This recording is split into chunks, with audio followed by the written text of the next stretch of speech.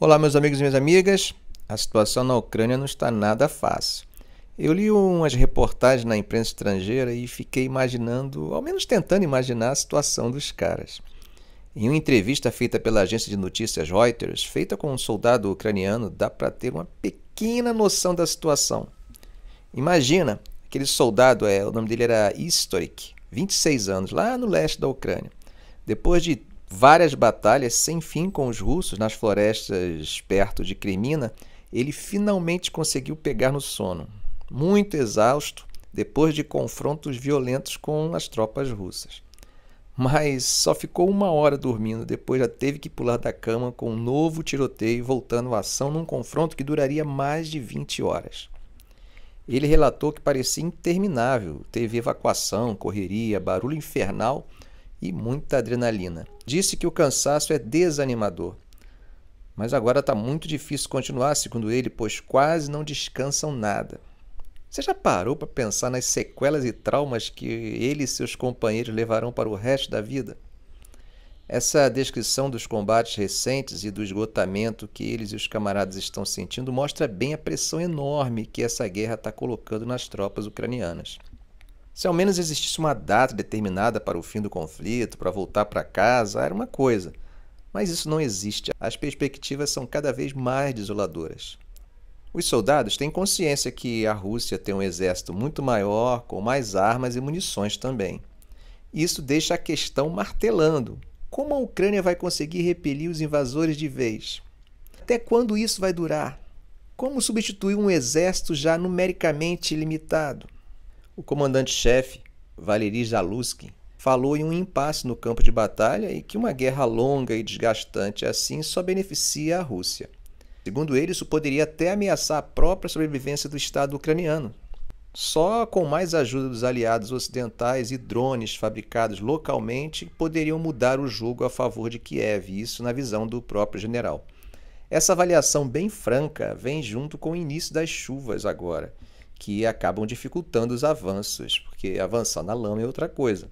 Depois da contraofensiva ucraniana no verão, que acabou retomando muito menos territórios das mãos dos russos do que Kiev esperava, ele está bem desanimado. Segundo ele, apesar dos avanços dramáticos do ano passado, como a retirada rápida dos russos de Kherson em novembro, as operações ofensivas podem ser frustradas pelas condições de lama nessa época do ano. Para os soldados nas trincheiras, mesmo com o cansaço inevitável, a motivação continua lá em cima. Um desses soldados, Stork, contou as experiências pesadas dele com um sorriso vencedor no rosto. Bom, o jornalista perguntou se ele aguentaria mais 1 ou 2 anos de guerra e ele respondeu de uma forma que eu achei meio enigmática. Ele disse assim: "Acho que sim, com certeza." Sua descrição dos confrontos recentes e a fadiga que ele e sua unidade estão sentindo destacam a enorme pressão que a guerra, agora em seu 21º mês, está colocando sobre os recursos limitados da Ucrânia e de suas tropas. Os soldados também sabem que a Rússia tem um exército muito maior e mais armas e munições, além de sua recente aliança com a Coreia do Norte para fornecer munições. Deve ser realmente angustiante, pois levanta a questão incômoda de como a Ucrânia pode repelir os invasores de uma vez por todas nesse que é um dos conflitos mais sangrentos da Europa desde a Segunda Guerra Mundial. Esse é o clima ao longo de toda a linha de frente que se estende por quase 1.000 quilômetros. Batalhas decisivas estão rolando perto das cidades como Bakhmut, Avdiivka e Kupiansk. Já no sul, os principais impulsos ucranianos estão perto de Orikhiv e também ao sul de Velika, Novozilka. O coronel Popov, que é comandante de uma brigada, disse que a artilharia continua sendo crucial no inverno. A importância disso é que sua eficiência aumenta quando os alvos estão mais parados e as árvores sem folhas, o que deixa as tropas no chão mais expostas. Só não se pode esquecer que pau que dá em Chico dá em Francisco, ou seja, isso vale para a artilharia de ambos os lados. Parece que a munição tem se tornado também um fator importante na guerra. Segundo um oficial, ele teria notado uma queda de 3 vezes nos ataques de artilharia russa no setor de Liman no último mês. Isso se comparado a outubro do ano passado. Mas alguns especialistas dizem que as duas partes têm estoques limitados de munições agora e por isso estão poupando. Longe da linha de frente, a Ucrânia tenta derrubar as defesas aéreas e navais da Rússia com mísseis de longo alcance dados pelo Ocidente. É para complicar o apoio inimigo às tropas na linha de frente. Já a Rússia continua seu bombardeio à infraestrutura ucraniana com drones e mísseis, apesar de dizer que ataca apenas alvos militares. De volta às florestas ao redor de Limão, um oficial de 26 anos chamado Zakid disse que a próxima fase da guerra será duríssima.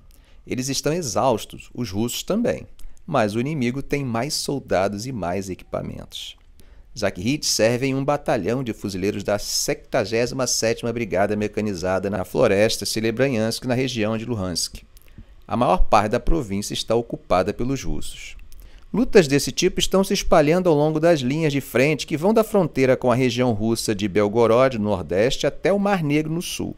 Batalhas-chave ao longo da frente estão ocorrendo nas cidades orientais de Bakhmut, Advika e Kupiansk, enquanto dois impulsos principais ocorrem no sul.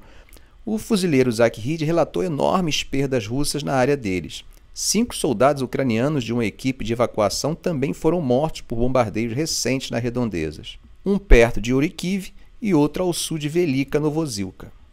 Bom, apesar da situação ser difícil de confirmar de forma independente, dezenas de milhares de tropas já morreram em batalhas nesses 20 meses de conflito. Tendo focado na defesa no começo do ano, a Ucrânia lançou uma contraofensiva em junho, tentando retomar a iniciativa e cortar linhas de suprimento russas. 5 meses depois, porém, a meta de chegar ao mar de Azov segue distante, com as forças a 80, 90 quilômetros da costa. As defesas russas têm resistido. Avanços mais expressivos ainda são possíveis, como a retirada rápida dos russos de Kherson em novembro passado, mas as condições de lama podem frustrar operações ofensivas agora. Disse um dos oficiais: uma coisa é correr 300 metros sob fogo inimigo em junho, outra é avançar exausto e com equipamentos pesados na lama até os joelhos. Segundo o respeitado pesquisador Michael Kaufman, o conflito chegou a uma fase de transição em que ambos os lados mantêm iniciativas em frontes diferentes. No geral, a ofensiva ucraniana no sul culminou ou está perto disso. Uma guerra longa e desgastante tenderia a favorecer a Rússia com seus maiores recursos, disse Kaufman. Novas capacidades como mais armas ocidentais e drones locais poderiam mudar o jogo para Kiev. Ficamos por aqui. Se esse vídeo foi útil para você, faça um comentário, compartilhe em suas redes sociais, dê um like. E é claro, se ainda não for inscrito, inscreva-se no canal e ative o sininho. Ok, gente? Um grande abraço do professor Arão Alves.